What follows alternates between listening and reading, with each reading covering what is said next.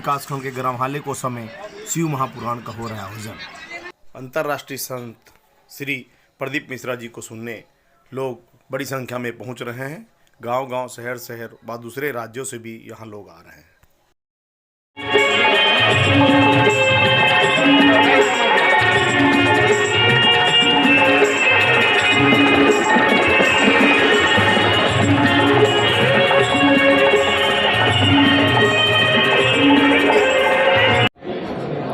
माँ बमलेश्वरी के इस पावन क्षेत्र में हालेकोसा में राजनांदगांव क्षेत्र के अंतर्गत शिव महापुराण की कथा हो रही है। ये देवाधिदेव महादेव की ही कृपा है और माँ बमलेश्वरी की कृपा है। जो चैत्री का सुंदर नवरात्रि आने वाले हैं, उसके पीछे जो श्राद्ध पक्ष आता है, उसमें ये पावन कथा श्रवण करने का सौभाग्य मिला है। राजनांदगांव के और छत्तीसगढ़ के सभी श्रोता भाई बहन बड़े भाग्यशाली हैं। बाबा देवाधिदेव महादेव की कृपा इन पर बनी रहे।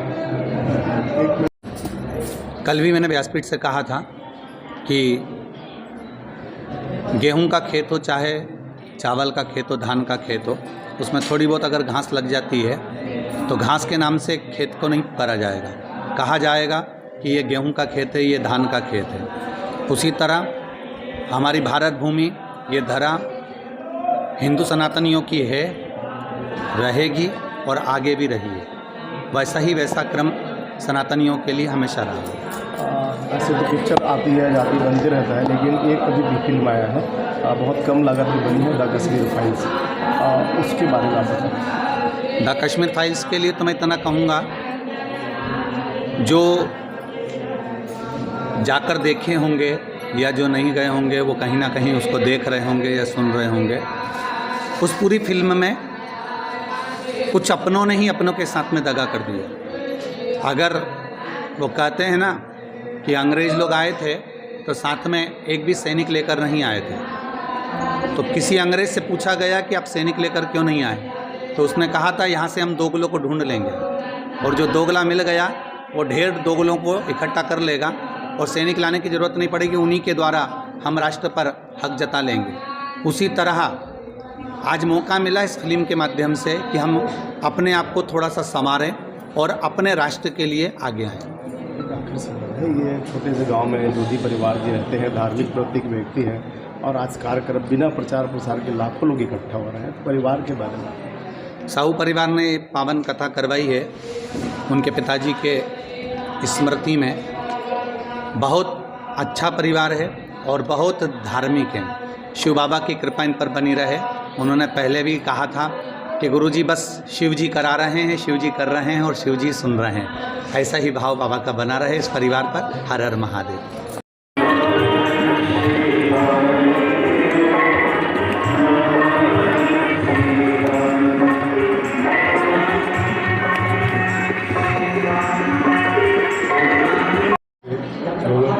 उनकी कथा से लोग धर्म के प्रति जागरूक हो रहे हैं और उनके आने से यहाँ वातावरण आनंदमय हो गया है। भक्ति में सब गाँव वाले डूब गए हैं। और हम तो अपने तो हम बता ही नहीं सकते कि महाराज जी की जो कृपा है, और भोलेनाथ की तो ऐसी कृपा रहती है कि इस जन्म को उस जन्म में देंगे वैसे नहीं रहता।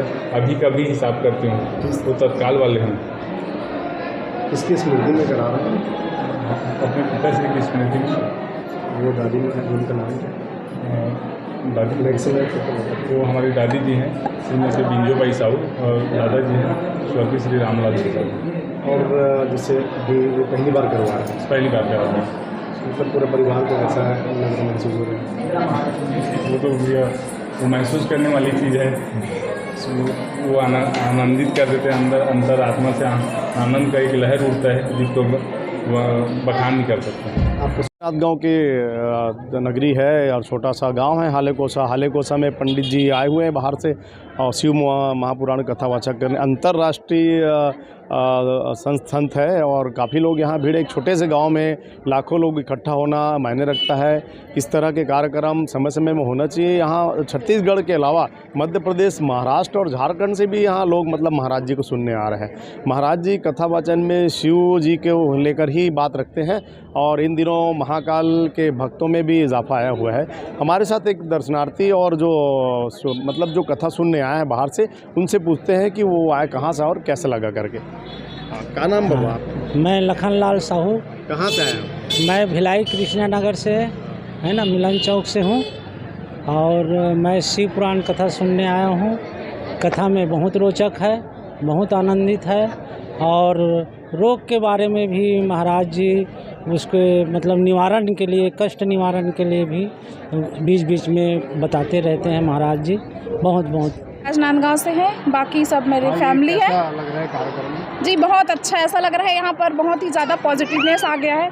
मतलब एक सकारात्मक जो अनुभव होता है ना, वो ऐसा लग रहा है कि यहाँ पर आके ऐसा लग रहा है कहीं मेले वेले में आ गए हैं। बहुत अच्छा लग रहा है अपन को। प्रवचन में महाराज जी जो है वो स्वास्थ्य को लेकर भी बातचीत करते हैं कि लोग कैसे स्वस्थ रहेंगे, हाँ। धर्म के प्रति कैसे जागरूकता लाएंगे, तो कैसा लगता है वो सब सुनकर? बहुत अच्छा लगता है क्योंकि हमारा जो हिंदू धर्म है वो आजकल आप लोग सब सुन रहे होंगे कि वो इस धर्म में जा रहा है, वो इस धर्म, ऐसा नहीं होना चाहिए। जिस धर्म को आप मान रहे हो उसी धर्म में आप आगे बढ़ो ना, ये बहुत बड़ी अच्छी बात है ना। सबको ये सोचना चाहिए कि हम जिस धर्म में हैं उसी को हमको आगे लेकर चलना चाहिए। ऐसा नहीं कि धर्म का प्रचार इस धर्म को छोड़कर उस धर्म में जा रहे हैं, ऐसा नहीं होना चाहिए। अपने धर्म का सम्मान करना हमारा बहुत बड़ा कर्तव्य है ये। बहुत क्या है? हम लोग छुई खदान, शहीद संगीत नगरी खैरागढ़ और शहीद नगरी छुई खदान से। कैसा लग रहा है यहाँ? बहुत अच्छा, एकदम तीर्थ स्थल जैसा लग रहा है भैया। और कुछ महाराज जी जो बोलते हैं उसमें क्या है, कैसा लगता है? अब उनका वाणी तो पूरा सत्य है, जो जो बोलते हैं जो उसी के इसमें हम लोग आए हैं और शुरू से बहुत प्रभावित है। ये लोग तो बहुत एकदम भक्त हैं सबके सब।